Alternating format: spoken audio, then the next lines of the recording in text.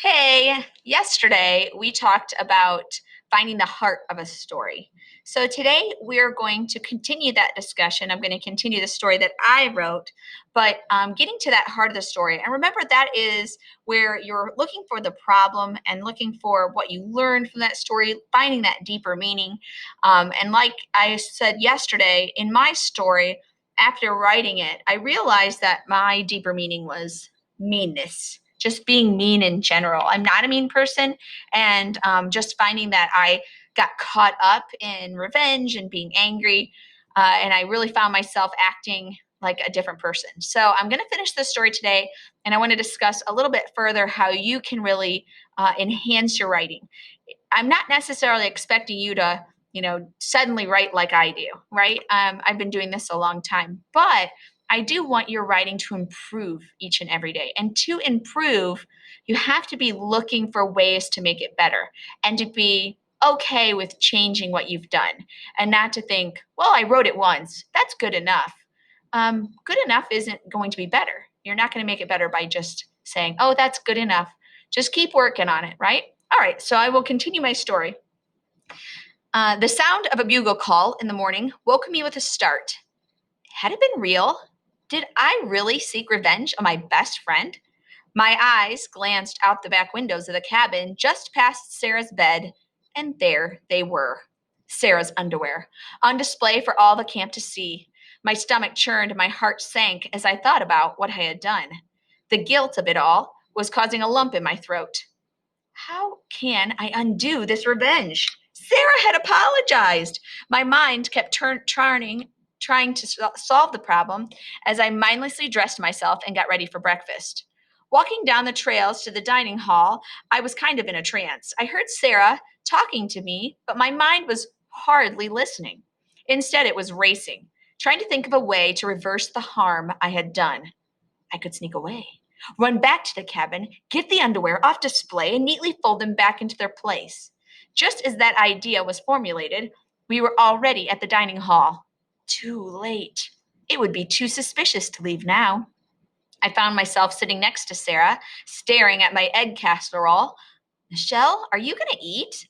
You've been just staring at your breakfast for 5 minutes.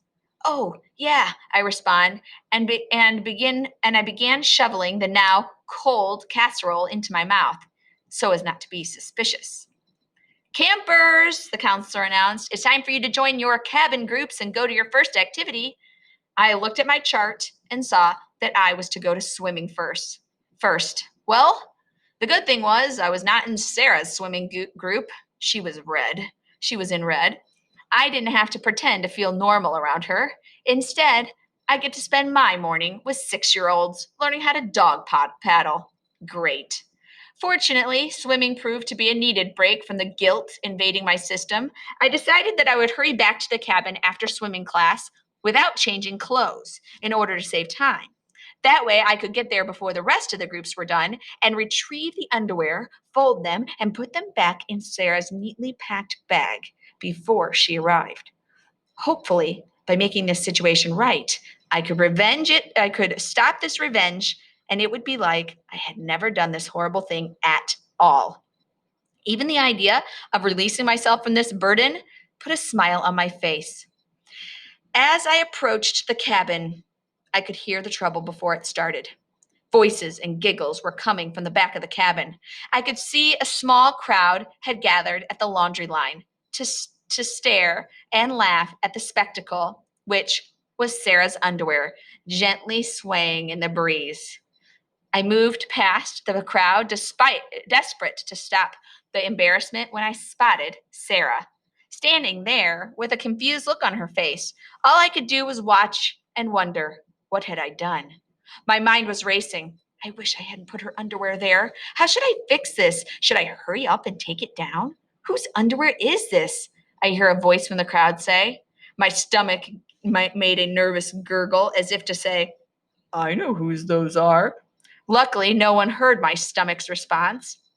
It was as if time stood still as kids pointed and giggled, and then it was done. The show, called Sarah's Underwear, was over, and as quickly as the crowd had gathered, it dispersed. and everyone went on their merry way. Everyone, that is, except me, who was left with a lump in my throat and a sick stomach, worrying about the consequences of my revenge. The revenge, I was sure, was going to help me feel better.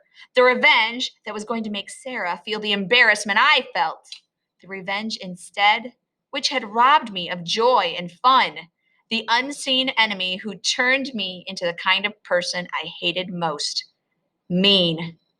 After a minute or two, the small crowd dispersed, and I caught up to Sarah as she made her way into the cabin. My nerves had sweat dripping down my face. I knew it was now or never. I had to make this right. I'm so sorry, Sarah, I helplessly blurted. Sorry for what? Sarah replied. I began rapidly saying, the underwear on the line. I was so mad the other day when you put mine in the window that I put yours on the laundry line. Now, understanding began to dawn on Sarah's face. Those are my underwear? I thought they looked familiar. What are you doing messing with my stuff? It is way more embarrassing that you put them on the laundry line outside the cabin. Yours was at least inside. That's when the angry of my embarrassment again showed its ugly head. Yeah, well, my underwear were in the front window where everyone could see. At least yours was only in the back by the woods. At that moment, Sarah stormed out. Well, that didn't go well, I muttered to myself as I sat on my bunk with my head in my hands. How am I going to fix this? This question remained in my mind the rest of the day and evening as I replayed our argument in my mind over and over. I shouldn't have said anything about her putting my underwear in the window. I don't even care about that anymore. All I care about is my best friend hates me, and I need to find a way to make it right. I stood up from my bunk and went straight to the laundry line, quickly removing Sarah's underwear and putting them neatly out of sight by my bunk. I had to hurry to my next camp activity or I would be late. Archery, which was my best camp subject, flew by. I seemed to have found a new sense of freedom because I had a plan to solve this. I knew what I had to do. I needed to apologize, and that I would do over and over again if I had to, until Sarah forgave me. She had to forgive me, or she was going to get really sick of hearing me say, I'm sorry. After archery, we ate lunch, and boy, was I starving. I guess all this stress has taken a lot out of me. But before I could even take a bite, I must find Sarah. I entered the dining hall, and there she is eating with Elizabeth. I really wish she were eating alone, but this will have to do. Sarah, I say timidly. She's not talking to you, Elizabeth replies in a snotty tone. I wish I had something equally snotty to say back, but I remember that it was the meanness that got me into this mess to start with, and I was not going to let it back in. Oh, I say. I turn and walk away, and the tears from the other day are rolling back down my face and off my chin in quick drops. I don't care if anyone sees. It doesn't matter what they think. I really only care what she thinks, Sarah. Walking around the rest of the day in a sad haze, I find myself in the dining hall for dinner, spending another meal eating by myself. Again, my appetite is non existent. I am too upset to eat. I see Sarah talking to Elizabeth and they glance my direction, but she quickly looks away. She is still furious with me. I can tell. No one else seems to see me. I am invisible, sitting alone in a crowd of happy faces, feeling more alone than I ever have. The world seems like a movie. I am only watching the action around me. Dinner is over, and we are walking at dusk back to the cabin. I hear the crickets, frogs, and cicadas starting their nightly song. Normally, I would love this, but today, it just reminds me that I can't tell my best friend about the amazing sounds I hear. Now, it's lights out. Everyone was putting out their lights and I turned off my flashlight and went to slide it on my shelf when I felt a piece of cloth, Sarah's underwear. I grabbed them in my hand and quietly crawled towards Sarah's bunk. Psst, I whispered. I hear a thump. Ouch! Sarah, it's me, Michelle. I'm sorry about what I did. Here are your underwear. I would have put them back, but I didn't want to get into your things. Thanks, Sarah replied, taking them from me. Then there was silence, And just as I was about to give up and retreat back to my bunk, I hear Sarah say, "It's okay. I'm not mad anymore. I shouldn't have put your underwear in the window." "No, I shouldn't have tried to get you back." "Shh," we hear. Our camp counselor has caught us.